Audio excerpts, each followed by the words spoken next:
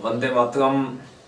प्यारे देशभक्तों, आज हम क्रांतिकारी अजीत दीक्षित जी का जन्म दिवस तथा शहीदी दिवस मना रहे हैं।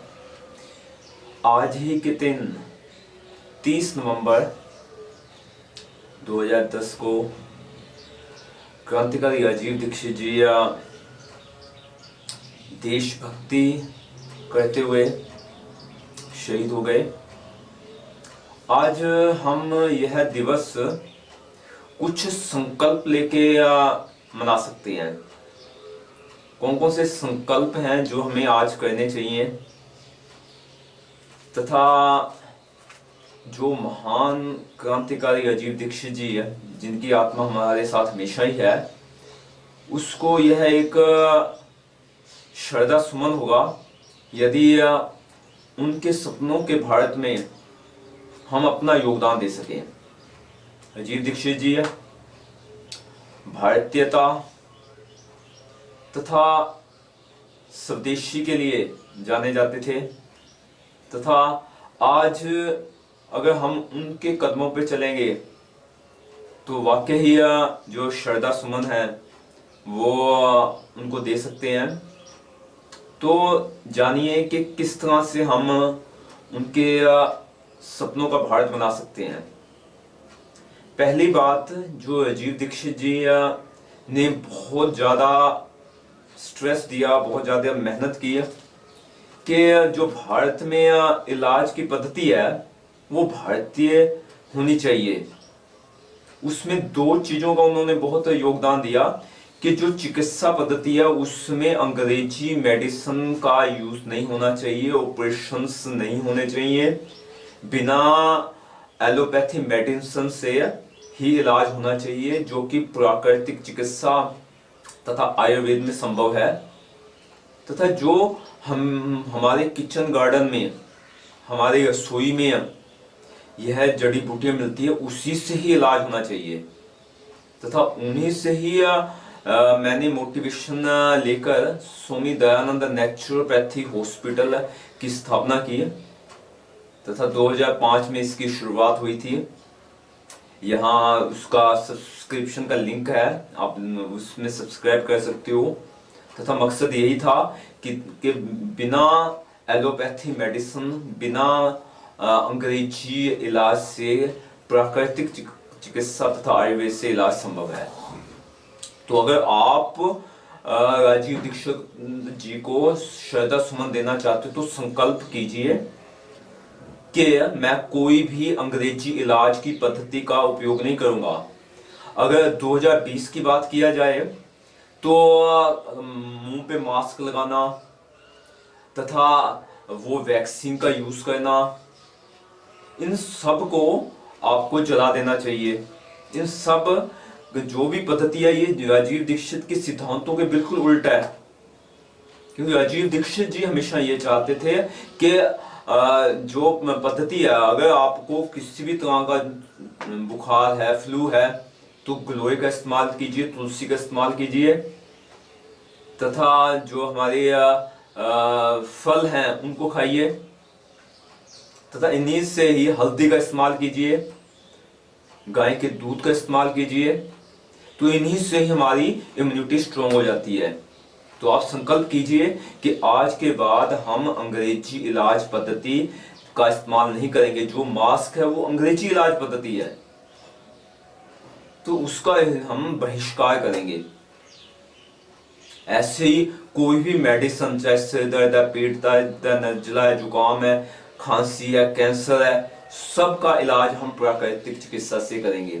तथा मुझे बहुत खुशी है कि ये 2016 से मैं YouTube पे इसी मिशन को लेके आगे जा रहा हूँ, तथा तकरीबन 300 वीडियो सिर्फ प्राकृतिक चिकित्सा के आपके लिए बनाए हैं।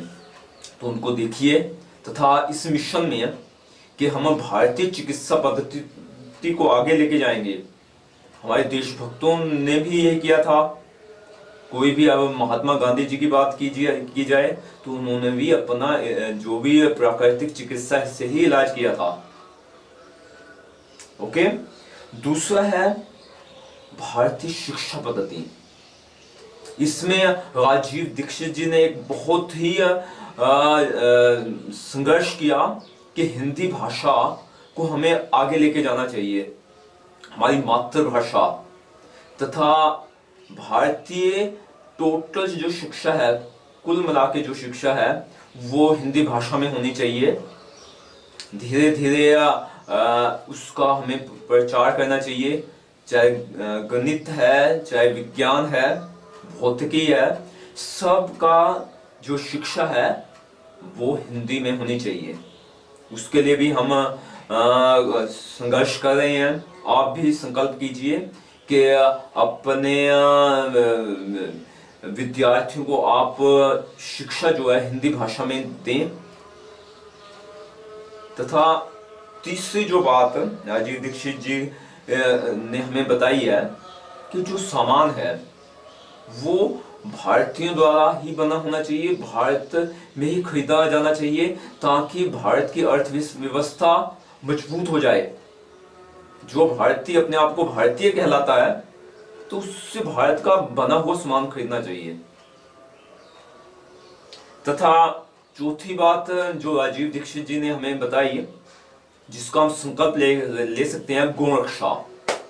आज के बाद मैं भारतीय गायें, विदेशी गाय नहीं, भारतीय गायें, जर्सी गाय नहीं, HF नहीं, भारतीय गायें की रक्षा के लिए सहयोग दूंगा। हम भी इसके लिए बहुत कोशिश कर रहे हैं।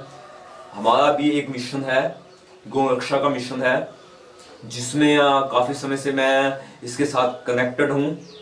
तथा हमारा मिशन है पूरे भारत में जो भी गली मोहल्ले में गायें घूम रही है उन सब की रक्षा होनी चाहिए, उनको शेल्टर मिलना चाहिए, उनको डेली भोजन मिलना चाहिए। तकरीबन एक गाय का 200 रुपया पर डे का खर्चा है, चाहे वो उसको घास खिलाना है, उसको दाना खिलाना है, पानी का प्रबंध है, कम से कम 200 रुपये। तो मैं आप सबसे यही गुजारिश करूंगा कि अपने शहर में एक गौशाला अनाथ बेसहारा गौओं के लिए बनाएं।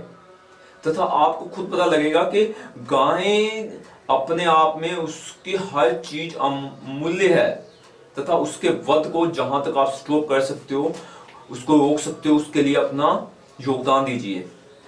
अपने शहर में, अपने गांव में गौशाला बनाइए। उसका गाय का दूध चाहे कम है पर अमृत है, तथा औषधीय उसमें क्वालिटी है। तथा गाय का जो यूरिन है वो भी बहुत उपयोगी है, उसका इस्तेमाल कर सकते हो। पंचगव्य वो औषधि में आप इस्तेमाल कर सकते हो। उसका साबुन बनाया जा सकता है गाय के गोबर से, दंत मंजन बनाया जा सकता है। तो कुछ भी हो, गौरक्षा के लिए हम सबको इकट्ठा होना बहुत आवश्यक है। यही देशभक्तों का भी था। 1857 की क्रांति भी इसी से आई थी। हमारी अर्थव्यवस्था के मूल में गाय है। तथा राजीव दीक्षित जी का जो संकल्प था उसे हमें लेके आगे चलना है कि जितने भी देशभक्त हैं उनकी कम से कम ना हो 15 मिनट, 10 मिनट, 5 मिनट जीवनियों का अध्ययन करें, स्वाध्याय करें। हमने 40 किताबों का सेट बनाया है देशभक्तों की। तथा कम से कम हर भारतीय का यह फर्ज तो है अपने जीवन काल में उनको स्टडी कीजिए। तथा उनके जो सपने हैं हमें उससे आगे लेके जाना है। कितने शहीद हुए इस भारत भूमि की रक्षा के लिए, चाहे राम प्रसाद बिस्मिल जी थे, चाहे चंद्रशेखर आजाद जी थे, चाहे उधम सिंह जी थे, झांसी की रानी थी। 40 लाख देशभक्तों ने अपना बलिदान दिया, जेलें काटी। तो उन सब के सपनों का भारत हमें बनाना है। तथा राजीव दीक्षित जी का भी यही सपना था। अगर आज हमने सच्ची उनको श्रद्धा सुमन देना है तो जो बातें मैंने कही उन 4 या 5 बातों को आपको फॉलो करना है। इसे अपने दिमाग में बिठा लेना है कि मैं